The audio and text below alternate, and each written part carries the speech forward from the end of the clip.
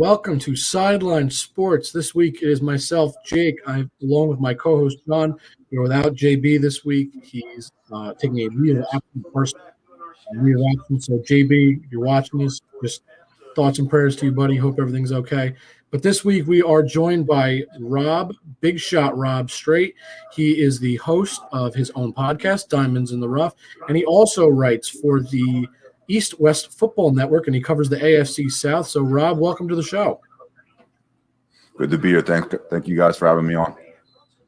Great to have you. So, you cover the AFC South, and what better place to start with some big NFL news, right in the heart of the well, I shouldn't say in the heart of the AFC South. It was the heart of the AFC South. The Texans had previously released J.J. Watt, a guy you probably know plenty about and covered plenty, being an AFC South writer. J.J. Watt this week, per his own source, per him, Adam Schefter this week got to tweet when all the news comes out, right? We see where's J.J. Watt going? Instead of Schefter getting to tweet, J.J. Watt says, per source, me, J.J. Watt announced he is signed with the Arizona Cardinals. A 2-year, $33 million deal. I believe it was $21 million or $22 million guaranteed money. J.J. Watt joins Chandler Jones on that defensive line. And apparently today a text message that J.J. Watt had sent was put out on social media by J.J. himself, saying that one of the main reasons he went to Arizona was because of Kyler Murray. So, Rob, we'll start with you. I mentioned you cover the AFC South. I'm sure you know plenty about Rob, and you've seen him play. We all know plenty about him, but you had a firsthand look. What do you think of the signing? I think it's definitely a good move for the Arizona Cardinals defense. Him joining Chandler Jones on that defense. That defensive line is going to be nasty next year. Those two guys, I think the reason J.J. Watt went to Arizona Cardinals had a lot to do with DeAndre Hopkins. His old teammate with the Houston Texans wide receiver. I think he convinced him to come there. And, your team next year, definitely going to be competitive. You look at the the NFC West. I think the reason the Arizona Cardinals went out and got him is because you look at that division with Russell Wilson, Matthew Stafford, and Jimmy Garoppolo. The Arizona Cardinals said to themselves, we're going against 3 top quarterbacks. We need a guy that can help us get after the quarterback, and J.J. Watt is the perfect guy to do that. Now, he could have gone to other teams. He could have definitely gone to the Buffalo Bills. The Green Bay Packers were another option. Him being from the University of Wisconsin and being a Wisconsin guy, he could have gone there. He definitely could have gone to Pittsburgh and joined his brothers with the Steelers, but he went to the Arizona Cardinals. It's a nice weather state, he remained. He goes from the south to the west, so he's staying in nice weather. I'm sure he and his wife got a house out there, and it'll be interesting to see how that team looks next year. Better on the defensive side of the ball, definitely. We'll see the development of Kyler Murray and how that offense looks next year, but that defense is definitely going to be scary with Chandler Jones on one side and then J.J. Watt on the other side. And I do believe that now that J.J. Watt is an Arizona Cardinal, I think Patrick Peterson is going to come back next year. The cornerback for the Cardinals.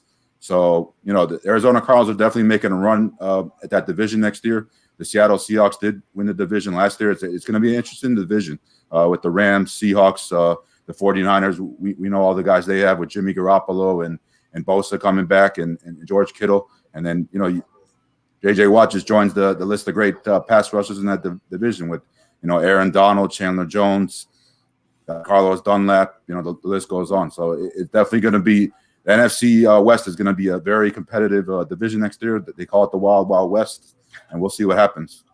John, what do you think? So I saw a stat the other day that said the only person with more sacks since 2012 is Chandler Jones over J.J. Watt. 95 for J.J. 95 for J.J. Watt, 97.5, I believe, for Chandler Jones. It's the only person with more, and they're on the same team. That's crazy. Now, will we get J.J. Watt of old? Who knows? I mean, just because he has injury history doesn't mean that he can't swat the ball. Doesn't mean he can't, make some big plays. I don't think they expect him to be – see, people are talking about it as though he's going to be defensive player of the year type of player, and the Cardinals aren't going to get that.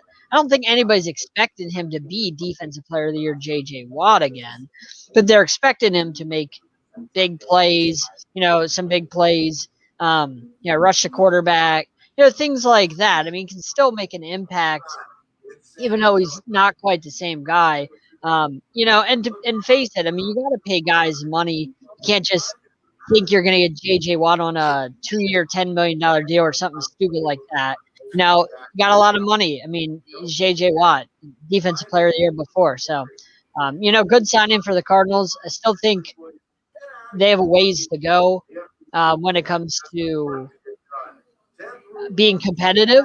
Kyler Murray, in my opinion, is obviously the guy that makes that team go. And Kyler Murray, for my money, took too many home run balls last year. I think Kyler Murray has to learn how to get a first down and be okay with getting a first down, not just trying to hit DeAndre Hopkins for a long play.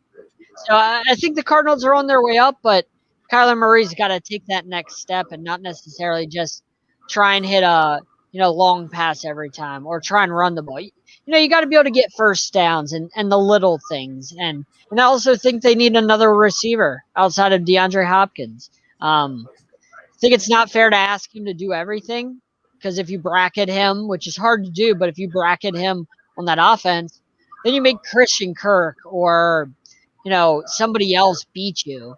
And they got to get another guy opposite of Hopkins to free up some of that double teaming on D-Hop. Yeah, I completely agree. I think you both made great points. And Rob, I totally agree with what you said about DeAndre Hopkins being there. They were friends. We all know they're friends. And there was clearly a connection there that said, I'm coming to play with my old teammate. And I think more importantly, in Houston, they never felt like they could win. I don't think that they both felt that was an environment they could win in. Now, obviously, DeAndre Hopkins was traded. He did not, he didn't choose his destination as opposed to JJ's choosing his. But more importantly, what is happening is, okay, you see, Hopkins leaves, he goes to a new team, everything is good, he seems happy, all well and good. JJ, now he's a free agent. What's he going to go do? He's going to go sign with his buddy in a place that he thinks he can at least win. It's going to be a tough division, but Rob, you call it the Wild Wild West. It's going to be a very fun division. And I think what's most important is what happened recently. Back in February, Russell Wilson was quoted as saying, I'm frustrated about getting hit too much. Well, Russ, if you are watching, I'm really sorry for you, because you just went from bad to worse. Previously, before JJ signed, you had to deal with Nick Bosa twice a year, Aaron Donald twice a year, Leonard Floyd, who had a very nice season last year with 10.5 sacks twice a year, and Chandler Jones twice a year. Now he has to face. Don't forget about Jamal Adams too. You're right. Well, Jamal Adams, he blitzes a lot from the safety. He's on that team though, John. Russell Wilson doesn't have to face Jamal Adams. Well, Jamal Adams might be a free agent. The point is what I'm saying. He went from having to face all those guys. Now he has to face J.J. Watt. So now he's got two guys on one team, let alone just multiple teams he's afraid of. He's got to be, freaking out and saying, great. So now the Cardinals are even scarier, at least, in terms of their ability to sack me. Thank you very much. I really appreciate that. Thanks, guys. Poor Russell Wilson he's got to be, one of the most upset quarterbacks. And he may not be, verbalizing that, but that has got to suck. You go from being beat up badly to only going to be beat up worse. And look, John, you kind of touched on it, and I agreed with what you said. J.J. Watt is not going to be what he used to be. I think that's a fairly obvious assumption we can all make. J.J. Watt is not what he was, 5-6 years ago. He's not that defensive player of the year. But it doesn't mean that J.J. Watt is bad all of a sudden. J.J. Watt is still a dominant force, and I think one of the most important things that J.J. Watt is really bringing is not just his ability to play the game, but more importantly, the fact that people are going to have to double team him. You cannot double team Chandler Jones and J.J. Watt at the same time. It's not going to happen. It's going to be a problem. So what's going to happen in those scenarios is you're going to have either double covering one guy and leaving one guy single covered, or somehow you're going to try and double cover them both while also dealing with the rest of that line, which is going to either leave a free rusher from either the line or from maybe one of your safeties or your other linebackers is going to be a free rusher right to the quarterback for all the teams. And I think that's one of the biggest things that we're probably going to see, assuming that they can stay, that J.J. Watt can stay healthy. That's going to be, for me, my biggest fear with him. But assuming he stays healthy, I don't think people are talking about it enough. That's what J.J. Watt really brings. He brings a presence. He brings a name. He brings a fear that people have with him. I think that's one of the biggest things that J.J. is bringing to this team. I don't think it's the fact that you're going to get 20 sacks out of him. It's not going to happen. You're not going to get double-digit sacks out of him even. You might not get that. But if you're getting 7 or 8 sacks, that's good. But more importantly, the amount of pressure that this one guy is going to bring, it's going to scare teams. It's going to happen. With Chandler Jones and J.J. Watt, it's scary. With one, it was scary enough. With both, it's got to be a living nightmare for Russell Wilson. And sticking with Russell Wilson, Rob and I started talking about it just a little bit before the show started. Russell Wilson trade rumors have been swirling. Now, Russell Wilson has not said he wants out of Seattle. He has never uttered, those words have not left his mouth. He has not said that. However, there is a list of 4 teams that Russell Wilson has said, I will go to these teams if I am to be traded. Not that he wants to be traded, but if he's going to be traded, there are only 4 teams that he would willingly go to. Those teams are the Saints, the Bears, the Cowboys, and I'm blanking on the last one. Someone help me. I can't think of the last one. The Raiders. Las Vegas Raiders. Raiders. I don't understand those choices. Aside from the Saints, I don't really understand why you would choose the Cowboys, why you would choose the Bears or the Raiders. I mean, those are average or below average teams. Why? You're on a team. I don't get it. It makes no sense. I mean, you're complaining about your team. You're complaining about your team not being able to protect you, but then you're going to go to teams that are worse than you. Hold on. I don't get it. Hold on, John. The Bears line's terrible. The Cowboys line is no longer the same as what it once was. And the Raiders, they have an all right line, but I mean, that team's an 8-8 team at best. John Gruden hasn't done anything since he came back. John, here is I agree with. Here's what I have to say. I agree with most of what you said. I don't understand the Bears personally. I have no idea. I don't understand that. Fine. The Saints make all the sense in the world. Yeah, there's no cap though. The Raiders, to me, don't make sense either because you're walking into a situation where you need to play Justin Herbert. He's played very well last season. He showed us a lot in his rookie season. He looked great. More importantly, you have Patrick Mahomes in that division. I don't understand that. But there's one team, to me, that when I saw it, I didn't like it as a Giants fan, but it made all the sense in the world. The Dallas Cowboys make all the sense for Russell Wilson. It's very simple. Russell Wilson upgrades at his receiving core. He gets better receivers, no question. John, he doesn't have one great receiver. He has 3. He goes from DK Metcalf, Tyler Lockett, who is, let's be real, very streaky. He's either really great or he's kind of average at best. He goes from that. Sounds like Amari Cooper too. Right, but I agree with that. But my point is, it's not just Amari Cooper, right? Who are the Cowboys, receivers? When you think about CeeDee Lamb, Michael Gallup. I'm not exactly. A lot of people are high on Michael Gallup, but I'm not. He's a great receiver. No, not great. No. Let's not tag him with that. That's not. No. Maybe good, but he's not a great receiver. No way. You're downgrading from DK Metcalf to those ones. All right, but all right. So I see what you're saying, but here's the way to look at it. What you're losing in DK Metcalf, you're gaining in 2 extra receivers that are reliable. That's the thing. He's losing DK, and that does suck. That would hurt. Oh yeah. However, he's getting another great running back in Ezekiel Elliott. So his running back status stays about the same. But his receiving core, much better than Carlos. much better than Carson. Chris Carson. Sure. Chris Carson who gets hurt. So, yep. Yeah, he's always hurt. Also right. Carlos Hyde, too. Right. And so when you think about it like that, that's number one. That's the first important thing that you have to think about with Russell Wilson going to the Cowboys. But there's another big factor at why it makes all the sense in the world for him to go there. The division he's in. You basically hand him a playoff spot. Right. Why? Okay, you beat the Giants twice. That'll be almost guaranteed win. The Giants suck. So you got 2 wins right there. You probably beat the Eagles at least once, if not twice. So let's say they just beat them once. Fire, yeah. Let's just say they beat them once and the Eagles get 1 win. And let's say that the Washington football team also gets 1 win on them. They're already at 4 wins. All they really have to do at that point, 4 more wins probably throughout the season, and be an 8-8 team. In the NFC least, that's a playoff team. That's the reality of being an NFC team, an NFC East team. You don't have to be 10-6 or 11-5. You don't have to be good.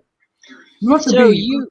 So you started off by saying the reason Russell Wilson, he didn't say he wants to be traded, but the reason that he came out with that list is because he gets hit a lot. He's gotten hit the most in the NFL since he came to the NFL, and he's going to go to a team with 0 offensive line. Oh, you're going to say the Cowboys have 0 offensive line? Zach Martin banged up this year. Zach Martin's always banged up, and there's nothing else left. Everybody else is gone. Everybody's left. There's really nothing left in that line.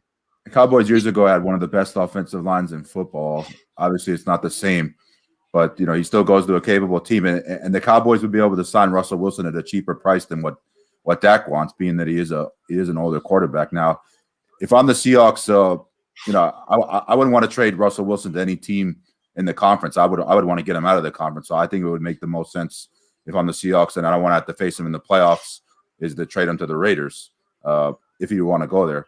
And I'm not sure if John Gruden is totally sold on Derek Carr as the quarterback of the future. I'm sure he likes him, but I'm sure he feels more comfortable if they were to get Russell Wilson. So that's definitely a possibility. I don't know if it'll happen or not, but it would be interesting if Russell Wilson went to the AFC West, and obviously it would be a lot tougher for him having to face Patrick Mahomes twice a year, Justin Herbert, and Denver's quarterback isn't really good. I'm not sold on Drew Lock at all. I think they have to get rid of him. You look at the Saints. I think the Saints are probably going to end up sticking with Taysom Hill or Jameis Winston. I can't see Russell Wilson going there. Although him working with Sean Payton would be a good fit. So I think, the Cowboys definitely make sense because that division is so bad. The Raiders would make sense. I can't really see him going to the Saints. I don't think he would want to have to face Brady twice a year. But other than facing Brady twice a year, there's cap straps so bad. Yeah.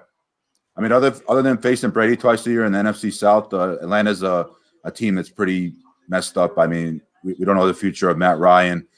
Carolina with Teddy Bridgewater.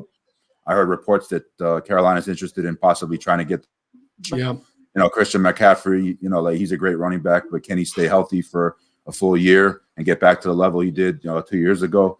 So it'll be interesting to see with Russell Wilson if he does get traded or not. Me personally, I think they're going to try to do whatever they can to keep him in Seattle. I just think he's the best player they've ever had in their history. It would be weird for me to see Russell Wilson in any other uniform but a Seattle Seahawks uniform. Team that got mentioned we didn't talk about was the New York Jets. That was a possibility. I heard Nick Wright a couple weeks ago. Nick Wright was a Coward show, and he was doing like a little blockbuster trade where Deshaun Watson, Jimmy Garoppolo, all these guys would get traded to different teams. And he had Russell Wilson going to the Jets. That was a pretty interesting move. And I forgot what the other I think he had Garoppolo going back to New England. I forgot what the trade was, but it was pretty interesting. But you got to remember, Russell Wilson's married to Ciara, and Ciara is a former singer. So, I mean, sometimes, depending on where a player goes, they got to look at their family situation. Ciara is she's a former singer. So, I mean, what better place for her to go to than a place like New York? So, you got to definitely think of that. I mean, because I don't think a lot of us picture J.J. Watt going to Arizona. I mean, I know I didn't. I thought he would end up going to, Green Bay, maybe Buffalo, Pittsburgh. I just felt those were better teams. But, he might have talked about this with his wife and made the best decision for his family. And obviously, being friends with DeAndre Hopkins, DeAndre also, talked to him and convinced him to go there. And I just think this is a slap in the face to the Houston Texans organization, because the Houston Texans 2 years ago traded DeAndre Hopkins, their best wide receiver, to the Arizona Cardinals in exchange for David Johnson. And this definitely pissed off Deshaun Watson, the situation Deshaun Watson's in. His best wide receiver gets traded to the Arizona Cardinals, be it he's a Clemson guy as well. DeAndre Hopkins, a Clemson guy, just like Deshaun Watson. His best receiver gets traded to the Arizona Cardinals.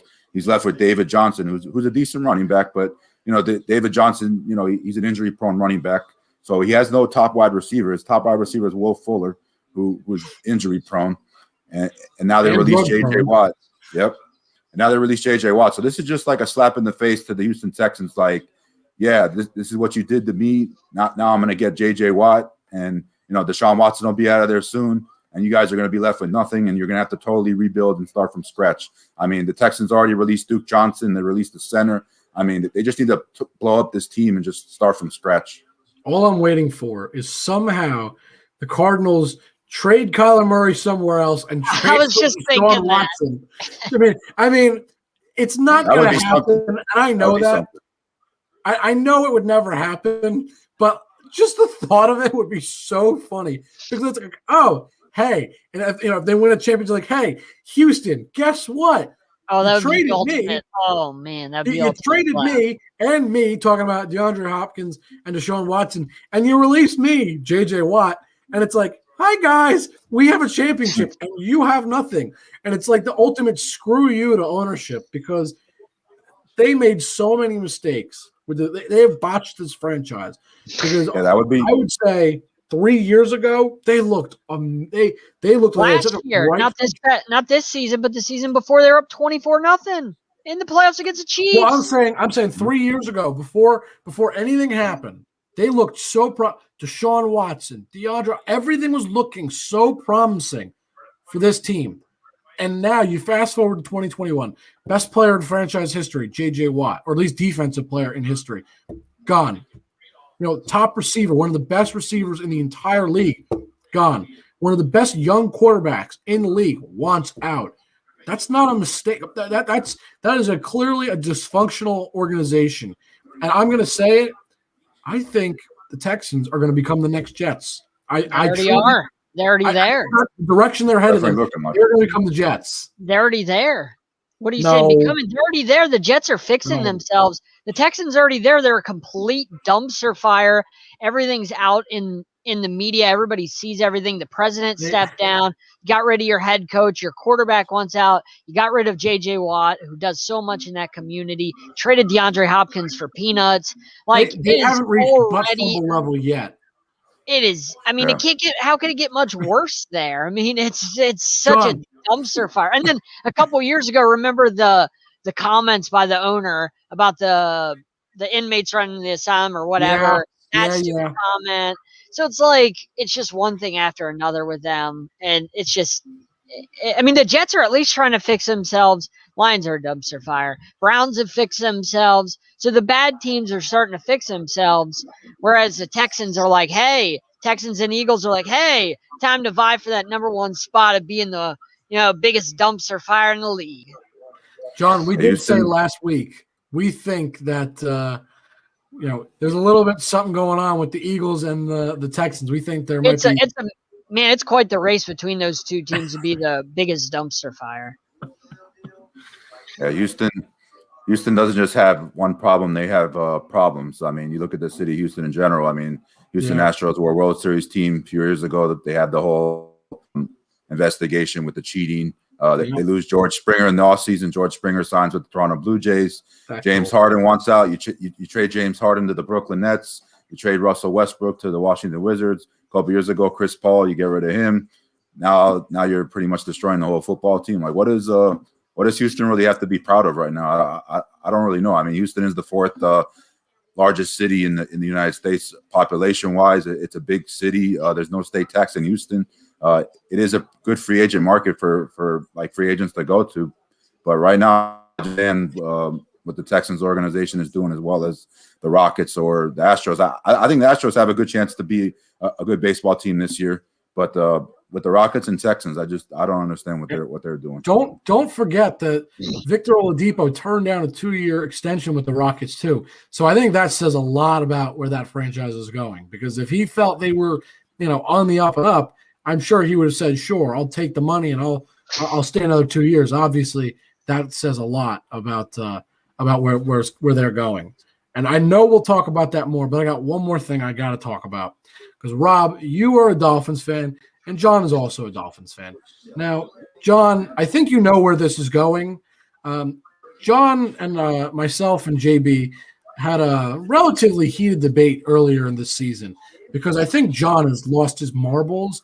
When we were talking about Tua and the benching of Tua and the switching out with Ryan Fitzpatrick, that whole situation, John thought it was a good idea to be benching Tua and putting in Ryan Fitzpatrick because, as John said, it was all about winning now.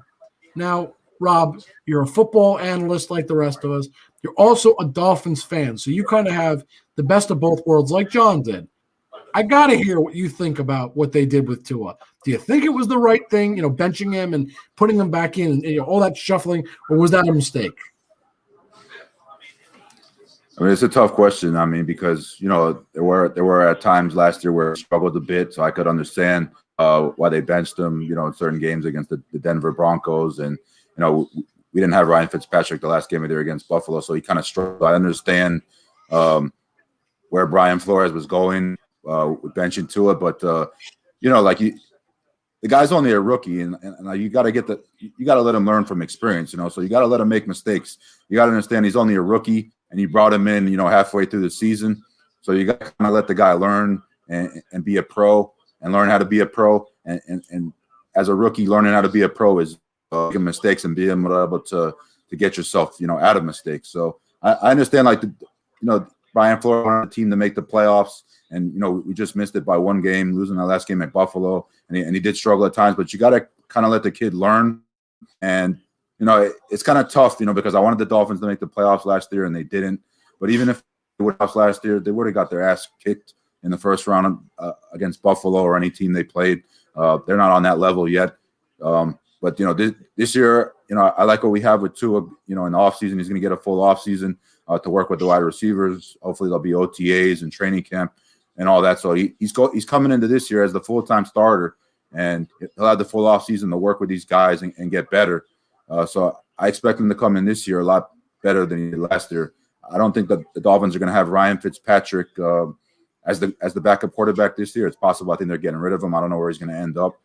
But I definitely like Tua moving forward this year. Now the Dolphins are still kind of looking at Deshaun Watson. I don't know if the team is totally still all in on Tua. So I mean, it's going to be interesting to see. If I were the Dolphins, I would stick with Tua because you're giving up on this kid too soon. I mean, half a season. And you're already going to trade him to the Texans.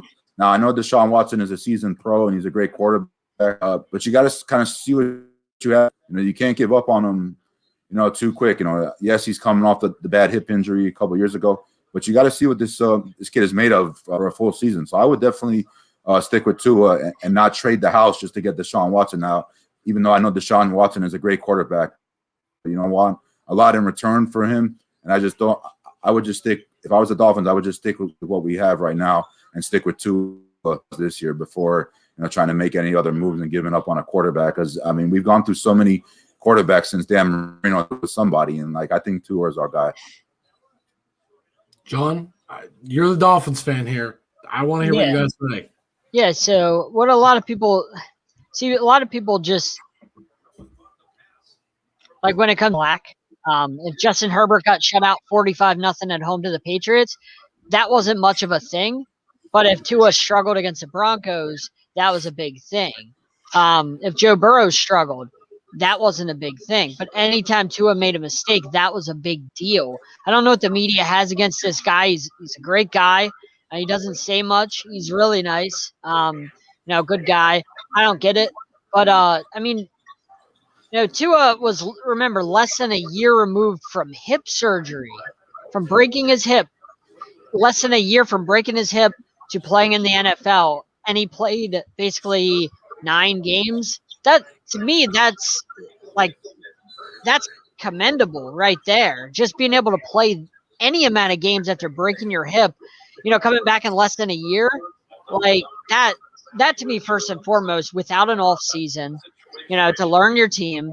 And then you got Chan Gailey, the dinosaur, calling plays, who has no idea how to call a 2020 type of offense in the NFL. No idea. He's stuck back in the Stone Ages. So glad Chan Gailey's finally gone, because that guy's a terrible play caller. It's not 1995 anymore, Chan Gailey. So go get back on your dial-up internet or whatever the hell you're on. We got co-coordinators, which I'm not happy we got co-offensive coordinators, but I trust Brian Flores to make it work. And Tua, like you said, Tua's going to get a full off season to actually, learn the team. They're going to get weapons for him. People forget Tua had no weapons. Most of the time, guys were hurt. Gesicki's separated his shoulder. Devontae Parker is always hurt. Jakeem Grant, Rob, you watched probably all the Dolphins games. Jakeem Grant drops every single big pass. Tua hits him in the chest and just drops it. Then he's playing with Mac Hollins. Who the hell's Mac Hollins?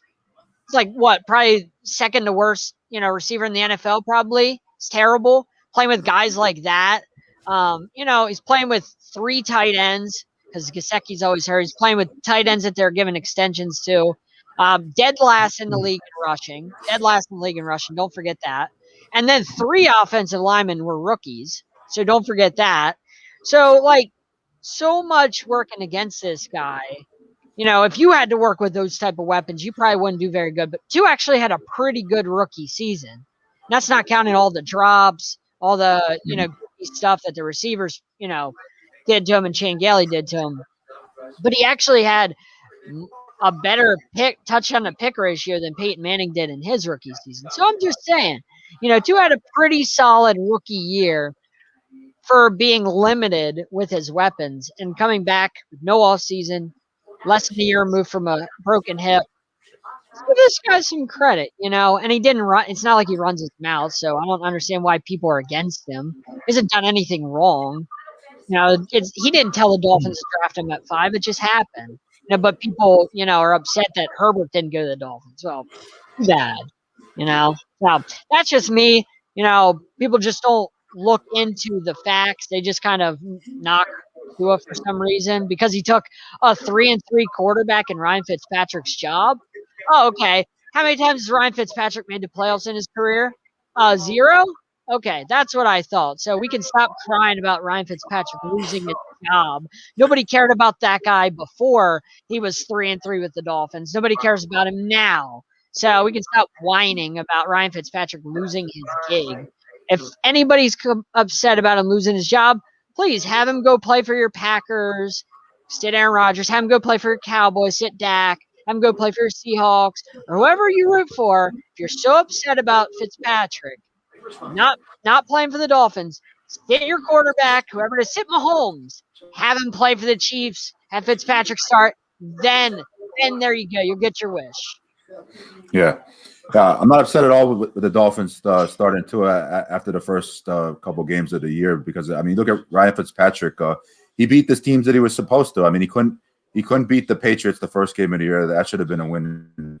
They lost to the Bills at home. They should have won that game if it weren't for won to John Brown and won to Stephon Diggs. And then they lost to the Seahawks, a game they should have won. They just didn't score enough points. And I don't know what other teams they beat, but those were teams that they were supposed to beat. So, I'm not mad at that at all. You got to see what you have in Tua and definitely having, Chan Gailey's the offensive coordinator. He's not the best offensive coordinator there in the world. And they kind of held Tua back and they didn't let him really sling the ball around. The play calling was definitely conservative. It was evident in that Bills game when they got down early.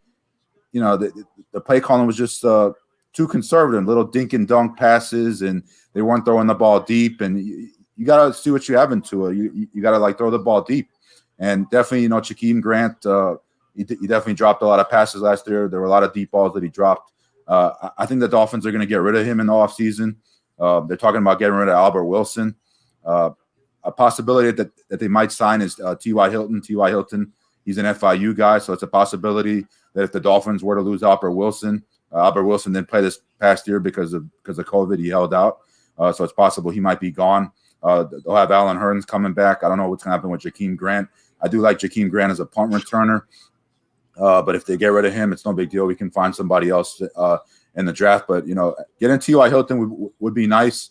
I think him and Devontae Parker would make a nice 1-2 punch. You could definitely put T.Y. Hilton in the slot. But the Dolphins are going to have to go after a running back. They're going to have to try to get like an Aaron Jones. Aaron Jones is a possibility. The Dolphins signing him or drafting a running back in the draft, getting, Travis Etienne or Najee Harris from Alabama. They're going to need like a bell cow running back because I look at Myles Gaskin. He's more of like a scat back. And the other guy they had, I forgot the other guy's name, but you need a stud running back. I believe today the Dolphins just released Kyle Van Noy that used to be with the Patriots. He's 29 years old, so they'll have the other guy, Van Ginkel, take his place. He's 4 years younger. He's 25. So I understand that. But the Dolphins' defense is pretty solid. But, yeah, it's gonna be interesting offseason. The Dolphins will have Alan Hearns coming back. I don't know what's going to happen with Albert Wilson. Who knows what happens with Jakeem Grant. It's a possibility we get T.Y. Hilton if we lose Albert Wilson. But, we'll see what happens. But the main thing is Tua is going to have a full offseason to work and get better, and I think he's going to come in very motivated. I can see Tua having a big year this year. He should get one of the 3 big receivers as well in the draft. I mean, that's probably going to happen as well. He's going to get one of those 3, Waddle, Smith, or Chase. He's going to get one of those 3 from what everybody's projecting. Chase is my guy. Chase is the one that I would want out of the 3, but he's probably going to get one of those 3, which I'm all for any of those 3, but Chase is the one I want the most. Yeah, definitely. I'll definitely be big if we get him. I'll take any of them. Devontae Smith is great. Waddle's great, but if we get Chase, I'm happy with whoever we get. So we talked a lot of football today, but Rob, you're big into 2 sports. We talked about this before the show. You're real big into football, but you're also real big into basketball. Now, sadly, JB's not here, so normally JB takes care of our duties for basketball. I know you guys would have had a very fun conversation about that. But, Rob, you and I were talking about it before the show. You're even watching basketball now. You got anything going on in basketball that you've been seeing? I know we like to lead the show, but you know what? You love basketball. Have you seen anything in basketball maybe that surprised you, any storylines, anything going on? I know we're coming up on the All-Star break, so just, about halfway point of the season, anything going on that you've noticed?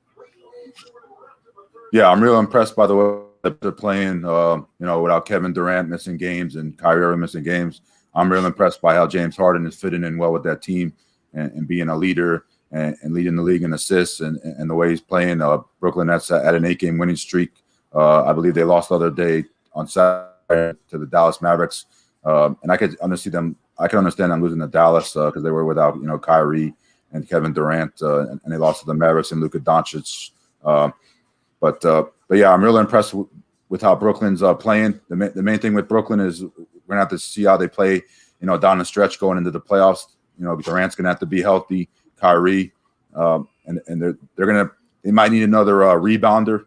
The biggest thing with them is defense, because as you know, like when you get into the playoffs, things slow down, the game slows down, and it's more of a possession game. The Brooklyn Nets have one of the best offenses in the league. They could outscore anybody with 3 of the best scorers in the league with Kyrie, Kevin Durant, and James Harden. But the thing is, can they play defense? Can they get stops? They do have DeAndre Jordan, who's a good rebounder, good defensive player. So that's going to be interesting. For our conference, I'm impressed by the way Utah Jazz are playing. I think the Utah Jazz are really playing well. They're motivated to get that number 1 seed in the West. They want to have that home court advantage and have all the teams come to Utah and have to deal with that high altitude. Keep playing well and keep playing team ball, led by Donovan Mitchell. They have a good chance to do some big things. But I'm looking at the Lakers. Everybody's talking about the Lakers without AD and LeBron struggling. Like, listen, the Lakers, LeBron knows what he's doing. He's won 4 championships. Now I'm not worried about the Lakers. Anthony Davis back. They'll be ready for the playoffs. The Lakers, they don't have to worry about getting, the number one seed or anything like that. As long as they make the playoffs and they're healthy going into the playoffs, they can win, whether it's in LA or in Utah or anywhere, because, LeBron just has that experience. He's a leader, and LeBron knows how to take care of his body. So he'll be ready. He'll be ready. He'll have his team ready. He knows what he's doing. I trust LeBron 100%. So I'm not worried about the Lakers at all. I know some guys are talking about, they're losing games here and there, and they're kind of struggling. I mean, they're going to be in the playoffs, period. So I'm not worried about the Lakers at all. The main thing with the NBA is just playing well, getting into the playoffs, being healthy come playoff time. It's the same thing with the Miami Heat. The Miami Heat have had a lot of guys miss time due to COVID. Jimmy Butler's missed games, Bam's missed games. But this is a veteran team, and obviously it's been a shortened offseason due to COVID, and the Heat and the Lakers played in the finals last year, so they haven't really had as much time, to be off as some of these other teams. So they're kind of just going through the motions, and the main thing is getting healthy and playing well come playoff time. So they're trying to get guys rested up for the All-Star break, and then get ready for the second half of the season. The Heat are playing right now against the Hawks. I'm watching the game right now. It's I get the NBA League Pass. It's 60-58 right now, Hawks. 60-58 right now, Heat. Heat are without Jimmy Butler again tonight. I believe they're probably going to rest Jimmy through the All-Star break, give him some extra time to rest and get healed up for the second half of the year for that stretch run. The Heat are 5th right now in the East. I think they're just being cautious with Jimmy. You don't have any All-Stars this year. They made the All-Star team. But they're just going to be cautious and get those guys ready for the second half of the year. And you mentioned we have the All-Star break, coming up on Sunday. I'm not really too excited for this All-Star game. I think it's probably going to be one of the worst ones ever, because the dunk contest has really no big names in it. Zion Williamson was a potential guy that was going to get in it, and he decided to opt out. And Damian Lillard was going to be in the 3-point shootout, and he's opted out too. For rest purposes. So it's really kind of going to be a boring All-Star weekend. We'll have the All-Star game and some guys will play in it, but it's nothing too special. I think it's more of just a rest period for these guys to rest and get ready for the second half of the year. I'm not really too impressed by All-Star weekend. It'll be fun to watch, but I'm really not too impressed. Durant's not going to play. I don't think LeBron or any of the stars will play too much. But it's for the fans. They vote in the players. There won't be really any fans at the game or anything like that, but it's just something to watch, and that's pretty much it. Those are my thoughts. I can see the wheels turning in your head, John. Yeah. So first of all, there's some red and black, so that's some Heat colors on my headphones.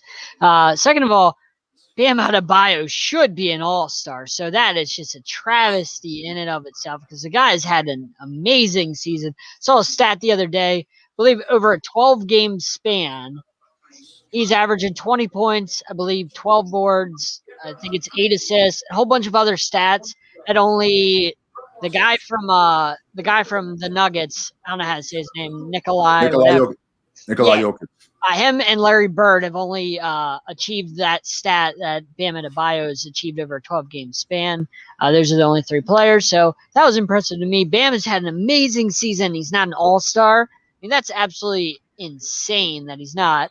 The Heat were, I believe, 8 games under 500 at some point earlier this year because of the injuries, COVID, all that stuff, and now they're 17-17.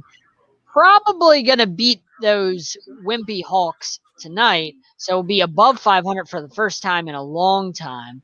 17-17 does not show what kind of team we really are because, like I said, the COVID and the injuries. This is a team that could easily be the number 1 seed if not for all of the health issues earlier in the year. Jimmy Butler's out for his 2nd straight game. I get it, rest purposes, but there's been so many injuries. This team, the East, really has to fear this team because when this team gets healthy, you see how good they are when they're fully healthy. And they're on a big win streak right now, and they've just been rolling through teams. And you mentioned the Utah Jazz.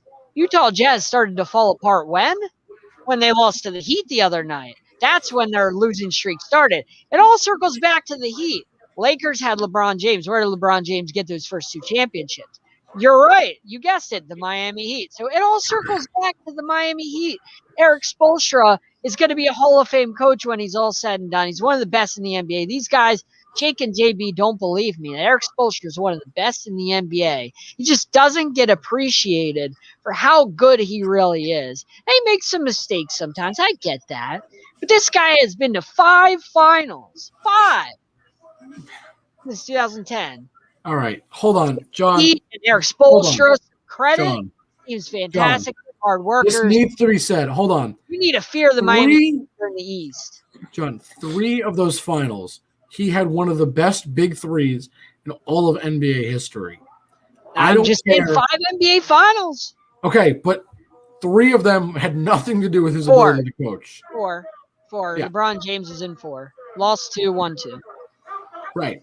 But my point is the fact that Spoelstra had that big 3, that's why he made those. It wasn't because of his coaching. I'm not saying he's a bad coach, but I am 100% certain that having Chris Bosh, Dwayne Wade, and LeBron James, you could have put I could have coached that team and made the finals.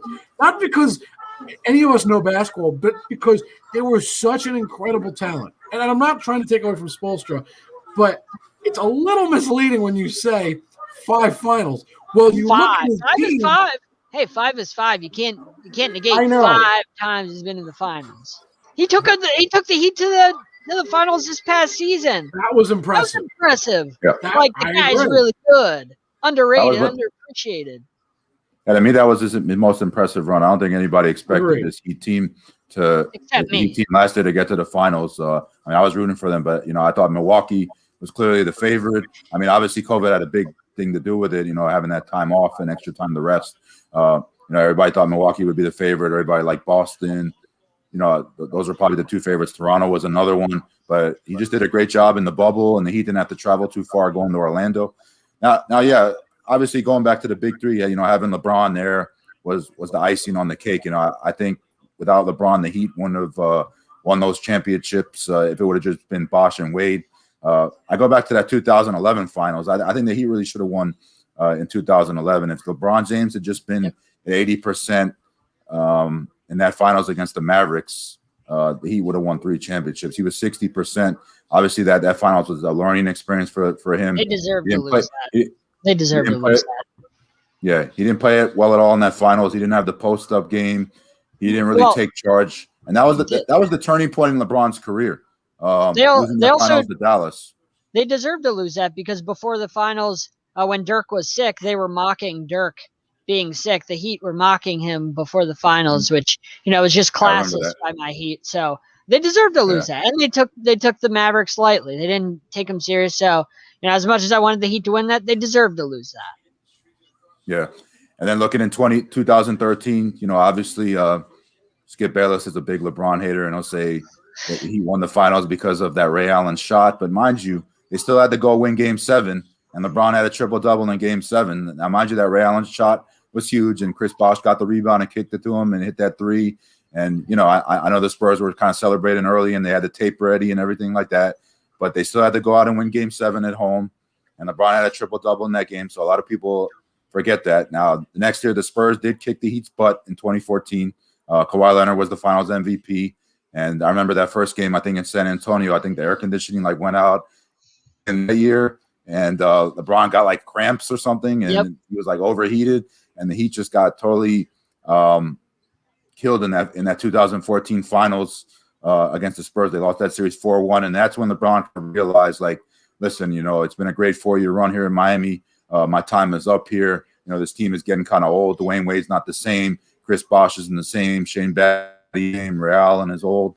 I had my learning experience here in Miami. It was college for me. Now I'm going to go back to Cleveland. And that's when he really became a leader, the leader that he is now. He learned how to win in Miami, being under, obviously he thought Pat Riley would be the coach. Obviously learning from the Heat culture is what taught him to be the leader and the winner that he is now. If he would have never gone to Miami, who knows what might have happened with him. He wouldn't have won a championship. That's what would have happened. Never would have won. Yeah, because he wasn't getting help in Cleveland, and Cleveland wasn't getting free agents at all. Nobody really wanted to go to Cleveland. If you would have got free agents in Cleveland. Like the Jets. Yep. Because look where they're at now, yeah.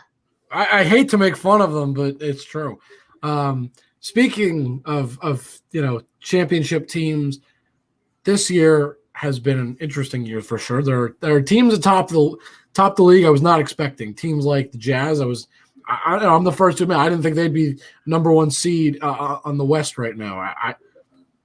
I'll raise my hand and admit that. And in the East, I didn't see the Sixers being number one. I'm surprised. But what I want to ask is to both of you, and I'll answer obviously, but right now, all teams, who do we think is the best? Not who we think is going to win the championship. In the NBA or in the East? Just the entire NBA. Who do we think is the best team? And I'm not saying who we think is going to win the championship because teams look great in the regular season. They fall apart in the playoffs. Put that all aside. Regular season right now, who's the best right now? I'll start with you, John. I don't think we really know, honestly. Like, as much as that's not a great answer for what you're asking, I really don't think we know this year. Like, I mean, we think we do, and then a team goes on a losing streak and they don't quite look the same. Or all these teams all started slow out of the gate. So I don't really think we know. We thought the Jazz were really good, and then they've lost a couple in a row now. And then there's injuries and COVID, and I just don't think we know until we actually know this year. Because last year and this year has just been such a strange year. Neither season was a full season. Last year wasn't, and this year's not a full season. Not your typical amount of games. So I'm just not sure. Like, I don't think any of us really have an answer for that. I mean, everybody has their opinion, but I don't personally know yet. You could go with a lot of different teams. Rob, what do you think? Yeah, it's definitely tough. The Utah Jazz are a great home team playing in Utah and dealing with that altitude, but when they go on the road, they're not the same team. They lost to the Heat. They've lost games on the road. They're not a great road team. You look at Brooklyn. I'm really impressed by what Brooklyn's doing. I mean, having Kyrie out in and out the lineup. You don't have Durant, the way Harden's leading that team. I'm really impressed by what Brooklyn's doing. They don't even have their best player playing, Kevin Durant, and Kyrie Irving's missing time. So just imagine when they get Kevin Durant back and Kyrie Irving, all these guys are playing together because these guys haven't even really played together at all. I haven't even seen the chemistry with these guys. So imagine when they get it, these guys, what they're going to look like. So I would have to say Brooklyn if I had to pick one. Now the Jazz are playing great team ball, but mind you, they're not the same team on the road. They play very well at home. Philly, a lot with the 76ers depends on Embiid. If Joel Embiid can stay healthy, I think the Sixers have a good team as well. But that's a big if with Joel Embiid staying healthy. This guy, seems to get hurt. Boston's another team. If they can, get things together, they're a dangerous team. They dealt with, some injuries over, Kemba Walker missing time. Yeah, Toronto are good, another team as well. We got to look at the Nuggets. Also, obviously, the Los Angeles Clippers are probably ones in the NBA. They're great defensively, but they're not really that good at closing games. They played the Bucks recently. They struggled at the game.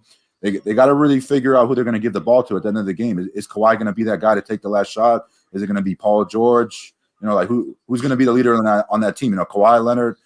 I really like Kawhi, but he's more of like a quiet guy. Like, he's not a vocal leader. He doesn't always lead by example. He's kind of back type of guy. Paul George will have stretches when he disappears. But the Clippers have all the talent in the world. And, last year everybody thought it was going to be them and the Lakers in the Western Conference Finals. I did too. I mean, they were up Western Conference Finals against the Nuggets, and they just totally laid an egg and collapsed. And the Nuggets came back and beat them, and that was that for the Clippers. Now, I don't know if it was going to the bubble that they weren't motivated or what, but they did not look the same like they did in the regular season last year when they got to the bubble. I love everything you said, but my favorite was the fact that you said the Nets. Look, I'm a Knicks fan, so this is not me being a homer. I'm not a Nets fan by any stretch.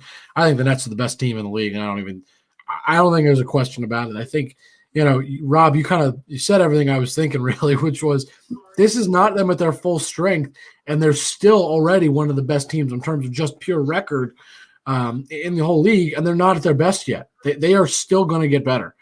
And I'm not saying they're going to win a championship because, like I said, playoffs are a whole other animal, and there's a lot to be seen still. So I'm not going there. But when you talk about, a purely dominant team, the Nets have been absolutely incredible. They play great at home. They play very well as well on the road.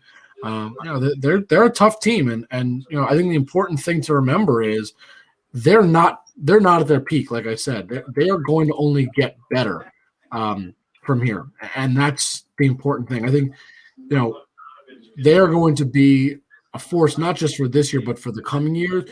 And I got to tell you, I am really hoping to see a Lakers or Clippers versus Nets finals. I think that would be really fun for just not only because of the markets. I think first of all that would be awesome. Just California, New York, two of the biggest markets in all of sports, right?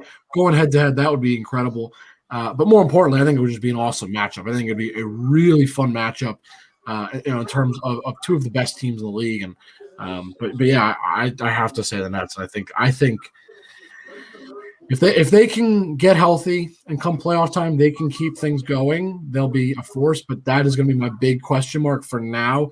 Is how are they going to play in the playoffs? That's my only concern with them. It doesn't mean they can't. It's just how are they going to work together all together and in the playoffs. Yeah, I agree. Yeah, the Nets have been great on the road. I mean, they went on the road on a West Coast trip, swept the West Coast trip, went 5-0, and they didn't have Durant, and I believe Kyrie missed some games, and that's pretty hard to do, to go on the West and to sweep a West Coast trip, go 5-0. That's pretty impressive without having Durant. And I will say one thing, I'm impressed this year by the New York Knicks. I know they don't get a lot of hype because they don't have big name stars, but the Knicks are right now 4th place in the East. I think the NBA is better when the Knicks are good. It's been a while since the Knicks had a good team, going back to the 90s, 2000s. Me and John, we're Heat fans, so like we remember those Knicks Heat rivalries. That's definitely something I miss about basketball. We don't have the rivalries like we did back in the day. Heat Knicks was a big rivalry. Yeah. You had Bulls Knicks. Yes, it was. NBA is better when the Knicks are good. So when the Knicks are good, Madison Square Garden is still the mecca of basketball. I did get a chance to go there one time and watch a Rangers game. I haven't been there for a Knicks game. Next time I go to New York City, definitely I like to go check out a Knicks game and see them play whoever they play. But when the Knicks are good, the NBA is definitely better, and I'm definitely rooting for the Knicks to get back in the playoffs. I think Tom Thibodeau is doing a great job with that young team. They just need to get some stars and develop those young guys, and they're going to be a good team. And Obi Toppin, I believe, is in the dunk contest for the Knicks. Yep. So he definitely has a good chance of winning that dunk contest. There's not too many big names in the dunk contest. Zion pulled out, but I think Obi Toppin is the favorite to win that dunk contest. Man, can we have a good dunk contest? It's been so long since we've had a good dunk contest. My gosh, it's been since like the Dwight Howard days or whatever, like all the way back, just about back that far, since we've really had a good dunk contest. So like, can we have a good one just for old time's sake? The dunk contest just hasn't been the same since back in the day when you had Jordan and Dominique and Vince Carter and Kobe Bryant and all those guys doing it. It's just not the same. Like I think, if these stars aren't going to participate in the dunk contest, you should just get these outside dunkers, these and one street tape, mixtape dunkers to come there and just do dunk contests and just I'd be for that. I'd love it.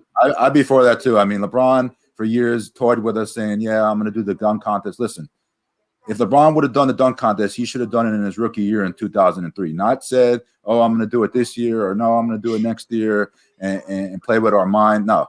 Kobe Bryant did it in his rookie year. Michael Jordan did it in his rookie year. Vince Carter, I believe, did it when he was a rookie. All the great stars do it early in their career. Nobody does it late in their career.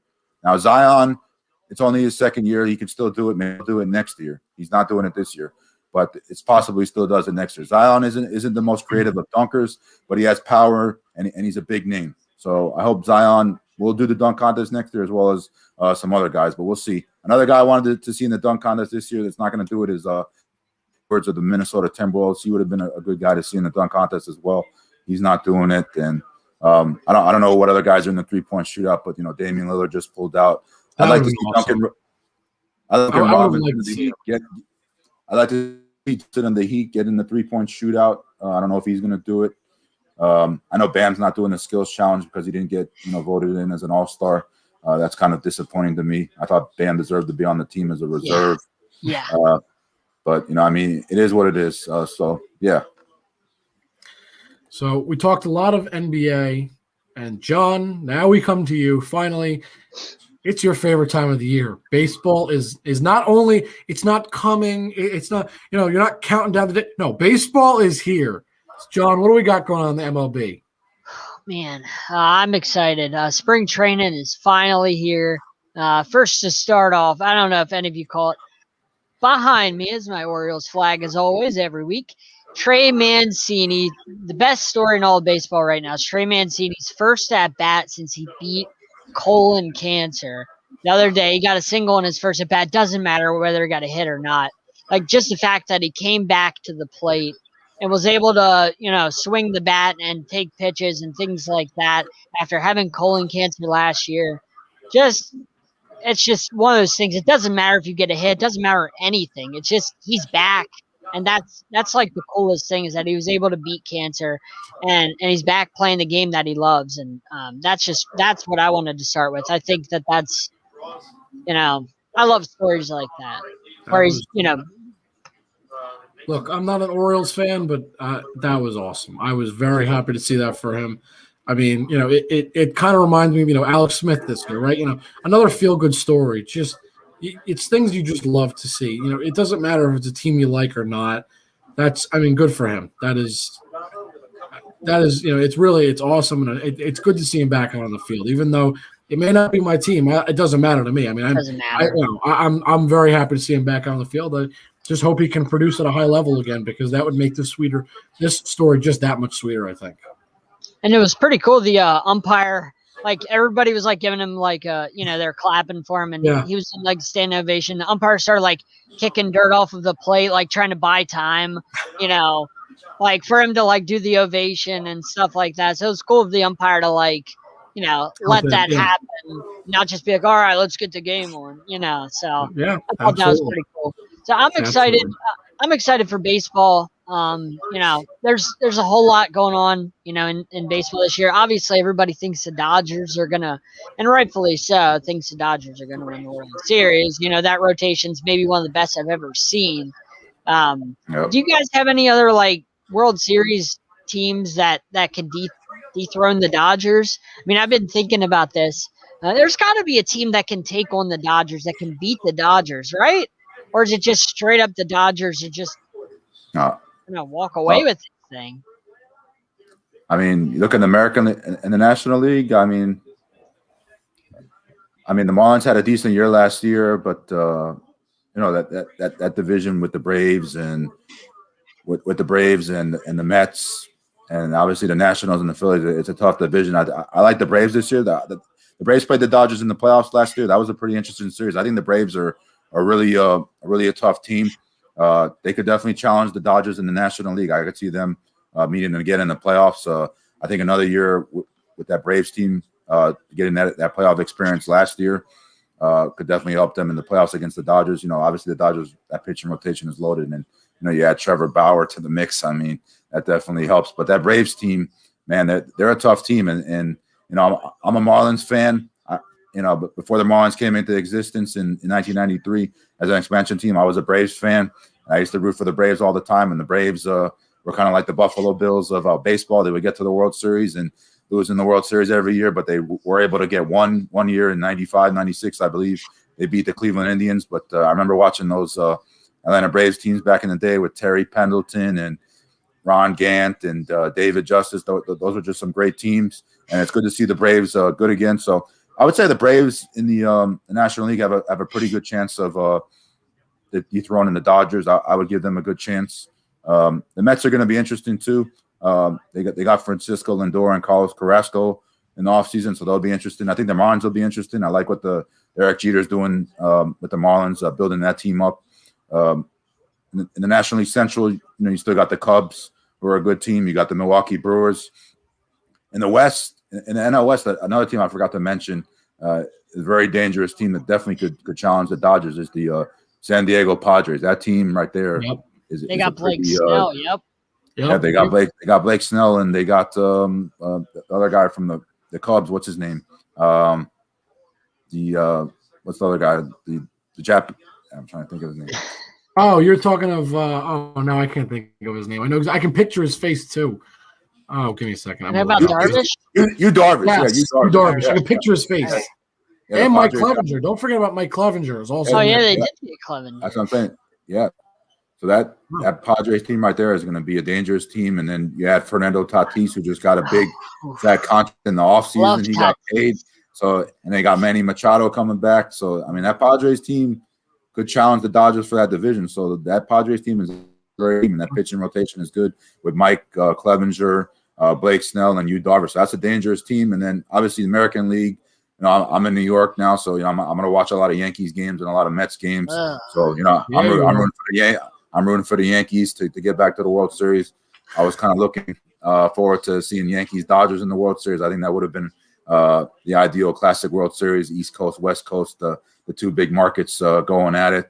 But yeah, the American League will be interesting. You got the Yankees, the Indians, the Astros, Orioles, Red Sox will be competitive. I don't think Tampa Bay is going to be as good this year, losing Charlie Morton and so they won't be as good this year. But yeah, it's going to be interesting baseball season. I just hope they're able to get through it and not have any problems with COVID and be able to 162-game season. Hopefully, get some fans back in the stands. Yeah.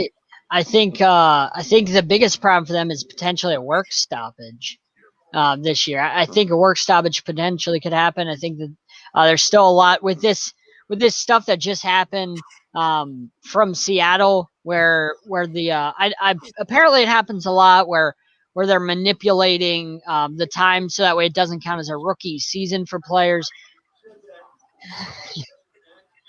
Just had to throw it up there because I thought that was very funny. So apparently, it happens a lot in baseball, but it came out that the Mariners, were manipulating playing time so that way they could get another year of control on players. They would make sure those players don't play enough so that way they would get a whole another year of controlling them under contract.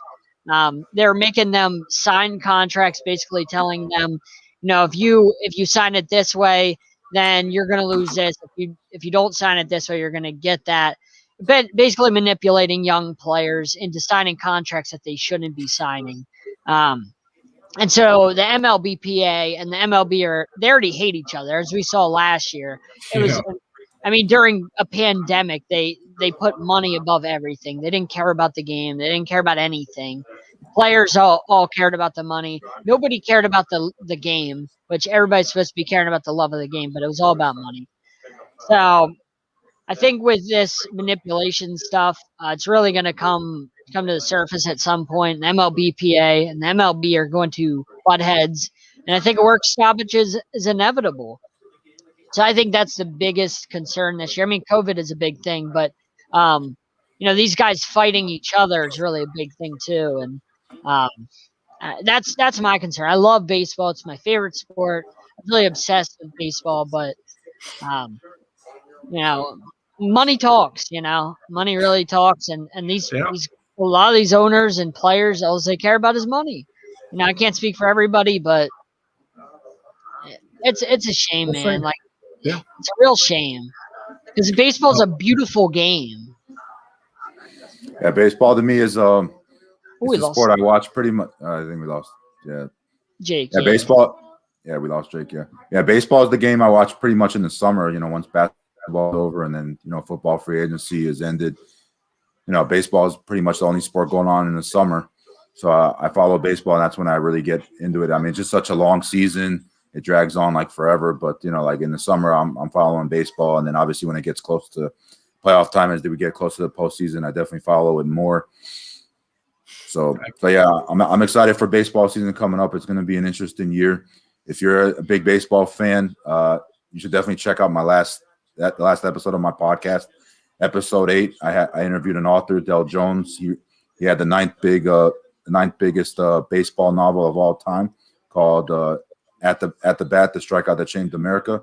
If you guys hold on real quick, I'll go get the book for you. I'll just show you like a go right. Yeah, give me 1 second. One second.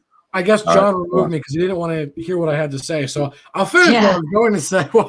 I have no idea what you were saying. Go for it. Yeah, I was just going back to the question at hand. Who can dethrone the Dodgers? It's funny. Rob kind of mentioned it, but nobody. I think there's only one team. I'm not worried about them though. I don't. Well, what about? Think, they got Nolan Arenado. But I don't know. The Cardinals always are sneaky good. But the reason I don't pick them is I don't think they have the pitching staff to match up with them. So the reason I'm going to agree with what Rob said, and there was only one team, actually really two teams, but one team I really trust, was the San Diego Padres, because the Padres have a pitching staff. Now, I understand the Dodgers pitching staff is still better than the Padres, but the Padres have a lethal pitching staff that has been under the radar, probably just because Tatis got the big, extension, and he's the highlight reel for them. And the Dodgers own that division still. I mean, that's still their division. That's the team to me that has the pitching staff, and the other team that, if healthy, I think has arguably one of the best, and probably I would say second place compared to the Dodgers. One of the best pitching staff is going to be the Mets. I mean, look, I'm not saying the Mets are going to win anything because, well, they're the Mets, and let's be real, the Mets do what they always do, which that's fine. However, you start looking at the pitching rotation that the Mets have. It's up there as one of the best. I mean, when they're healthy, they're going to have DeGrom, Stroman, Carrasco, as their number 1, 2, 3. That's talk about pretty good. I mean, that's pretty great. I still think the Dodgers own, kind of own the division, if you will. They own the National League as a whole, but specifically their division. I do think they have a chance at getting getting dethroned, though. It depends on how the season goes. It depends on how healthy teams stay, because all it takes is one team to stay healthy and one team to not stay healthy, and that changes everything. So I have a little fun fact. I saw this a couple weeks ago, when a little bit ago when Tatis got his big deal.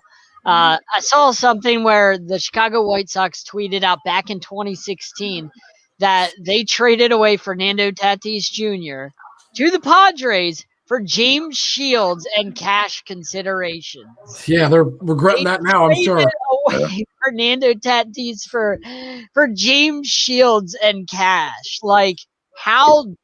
And then I saw people were tweeting. They're like, hey, they were obviously they're rubbing it in on the White Sox. Like, hey, how did that work out for you? So I can't believe that. I mean, I saw that and I was like, are you serious? Like, the White Sox actually traded away Fernando Tatis for a bag of potato chips. Like, that is insane. Yeah. Just going back on deals like that is just insane when you go back and look at them, and that's crazy. It blows my mind. Bag of peanuts and cash. I got a thing I'll mention real quick. One of my favorite trades of all time. That happens to be with the Yankees, but I truly believe this may have been one of the single smartest trades that any team has ever made, just because of the implications that it has, looking back for all teams. Aroldis Chapman was traded to the Cubs, and the Cubs win the World Series. But hold on, who comes back to the Yankees? Oh, I don't know, just Gleyber Torres, one of the best young stars in the entire league. Look, and more importantly, the Yankees got Aroldis Chapman back in the offseason. I'm sure there's a lot of trades. I don't know every trade to ever happen, but I've got to say that's got to be one of the smartest trades. You trade away your guy, right? You get players back that are going to help your future, and guess what? You then re-sign your guy. And do you think experience? Do you think they talked with Aroldis Chapman and said, "Hey, we're going to trade you. We're going to get a haul for you. And then after the season, come right back to us. We don't want to get rid of you." Talk to him in the office before you trade him. Say, "Hey, we don't want to get rid of you, but we can help the team improve by getting a haul. And then we're just going to get you back after the season because you're a free agent." Deal? Deal. Like, I wonder if teams actually, talk to players and, make those kind of, side deals. I wonder if that's a thing, because that's weird how Chapman's just like, "Hey, I'm coming back," after they get a haul for him. And then I've wondered if that's a thing in sports. John, I'll give my personal input. I have thought that ever since this all happened. Yep. I don't think there's a question in my mind that they said, "Okay, we're going to trade you. You can go win a World Series. Come on back in the offseason. We'll pay you handsomely." How about that? That's smart. Said no. I mean, that's smart. It's genius, and it's why I said it. Now, I know it's not necessarily the smartest trade of all time, because I don't know every trade in all of MLB history. I don't think any of us do. But I got to tell you, it's not always talked about, but it's got to be one of the best trades in Yankee history. You get Gleyber Torres, who's an incredible young star. You get him for basically nothing because, think about it, they trade away Aroldis Chapman, right? That's the big trade that they give away. Well, guess what? They got him back. So they lost him for what? The half a season? Which didn't even matter. Genius. Gleyber Torres is going to be a great star in New York. I mean, it's possible. It's a little early to start saying he's the next Derek Jeter, but I mean, he's got the possibility to be possibly the next Derek Jeter. I don't know if I'm not saying he's going to be the next Derek Jeter, but I mean, he's definitely got the possibility. So he certainly loves our pitching. Oh, every time he plays us, he hits like 1 million home runs. He loves our pitching. I was going to say, he's the Oriole killer.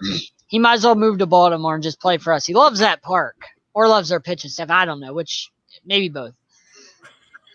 Yeah, so guys, I got the book here. I had this guy on episode 8 of the Diamonds in the Rough podcast. This is the book right here. If you're a big baseball fan, check it out. At the Bat, the strikeout that had shamed America. It's on the 9th best. If you look at it on Amazon, it's the 9th best baseball novel of all time on the Goodreads list. Wow. Del Jones, he's a big baseball guy. He roots for the San Francisco Giants and the Washington Nationals. Growing up, his favorite player was Willie Mays. He rooted for Willie Mays. He also likes Barry Bonds. He's a former sports writer. He's also a business reporter for the USA Today Post. So yeah, he's definitely a big baseball guy. If you check out, episode 8, I had him on the show, and I got a chance to interview him and get to know him better. He's definitely a big baseball guy, good guy to interview. Knows a lot about the game. So definitely check that out. Anybody else out there, check out episode 8 of Diamonds in the Rough podcast. Check out all my other shows too as well, and go get the book. I just got the book in the mail yesterday, so I'm definitely going to start reading it. I love reading baseball books and learning more about baseball, history of the game. We lost a lot of great people in the last year or so. Tommy Lasorda died, Hank Aaron died. I forgot who else died. A lot of greats. A lot of them, yeah. Died in baseball. So yeah, I think Hank Aaron was definitely. Yep. I was a big Hank Aaron fan. Me too. Who was it, right? And I'm dreading. Hammer and Hank. I know it's coming in the next couple of years, but I know he's like 9. I think he's like 95 now, but I know it's coming. Dodgers commentator. I know it's coming. I know it's coming. John, don't say it. I know it's coming, and I don't want say to it, John. Adore Vin Scully, but stop. Why'd you say his name? I know it's now coming. You're speaking it to an existence. I don't want it to happen, but he's like 95, and I absolutely adore because there's not many commentators in baseball like that anymore. My guy Joe Angel doesn't commentate for us anymore. The Orioles got rid of him a couple of years ago. I think he actually retired. He's getting older, but Joe Angel was kind of like that for me for the Orioles for the longest time. On the radio. But I adore like the radio voices that you just absolutely love and grow into for your team or just in baseball in general. I love those voices, like those voices that just stick with you. Yeah. Not many guys like that left, I hate to say. And John, I know you're right. I just don't like hearing it. Yeah. And I got to interview John Sterling last year. Thanks to JB. Love him. Thanks to JB, I got to interview John Sterling of the Yankees last year. And that was, I'm not a Yankees fan. I hate the Yankees. I'm obviously an Orioles guy, but I appreciated John Sterling and all that he's done, and he's a legend. And it was so cool to, get to talk to him. Like, that was an honor. I was going to say, when you talk about old school guys, kind of like Scully, right? He's the only guy left that I can think of, at least, off the top of my head. And he happens to be from my team. But yeah, I listen to him all the time. There are times I'll be like, forget watching on the TV. If he's not, commentating, I'll just put on the radio so I can listen to him because he's amazing. And talking to him, he's so nice. Like you would have thought that we have known each other for 30 years. That's how he talks to you. Like that's how he just talks to you like you guys have known each other. Old school kind of way of doing things. Yep. So, John, anything else in baseball, or are we good? Nope, that's it. I think that's it. I mean, Yep. Show ran about normal time. I think we covered everything, unless I'm missing anything, John. I don't think so, right? Nope. Rob, do you want to let the people know where to find you, your websites, everything? Yeah, I have a YouTube channel, the Diamonds in the Rough podcast. Also full work. If you go there, you can see some articles. I read an article about J.J. Watt getting released by the Texans. Also, Carson Wentz getting traded to the Colts, and recently, the Washington football team, I believe, is about to release Alex Smith, and it's possible that if the Jaguars draft Trevor Lawrence, the Jaguars could also sign Alex Smith to possibly mentor Trevor Lawrence if they were to sign him. So that's pretty interesting. I'll probably do another article, sometime this week, to see what's going on with the AFC South. But that's pretty much where to find me. Look out for my next episode of Diamonds in the Rough podcast. Try to get another guest on, and check out the East West Football Network. They do a great job covering all facets of football, whether it's fantasy football, the draft, free agency, everything. Just go to the eastwestfootballnetwork.com and check them out. Yeah. So, and you can find, our stuff, all the Sideline Sports, Instagram and Twitter, as you can see on the bottom, is Sideline Sport 1, YouTube, Facebook. Just look up Sideline Sports. You can look us up anywhere and you'll find us. You can find me on Twitter at Jake_Malik. That's where, I'll always have big sports news, stuff about the show, all that sort of stuff. And John, where can they find you? Bluehawks13 on Twitter. You can find me NBA Carousel Monday nights, 8 to 9. We do the NBA Carousel. I'm on there Mondays. You can typically find me covering the Heat, of course. I got the Heat for that. Of course, that was the only team I would be willing to cover, so I got my Heat for that. NFL Carousel during the NFL season. I do that. I covered the Ravens one there. Alex Fleming runs that. Alex, JB, and Megan Price help run the NBA Carousel. So check that out Mondays. You can check that out here on Sideline Sports YouTube. Check that out, and that's everywhere you can find me. And Jake just got done talking to Mel Kiper the other day, so that was pretty cool. Jake's a big star. He was on Bleacher Report. Draft expert. He was on Bleacher Report. He was on NFL Network. He's talking to Randy Moss. He's talking to Mel Kiper. He's talking to everybody. Mr. Mock Draft himself. Definitely looking forward to the draft. See what all the mock drafts predict. I think NFL.com has. Yeah, I think NFL.com has like a contest, like you can win something if you predict like all the draft picks and where they go. I mean, it's pretty hard to do, but good luck with that.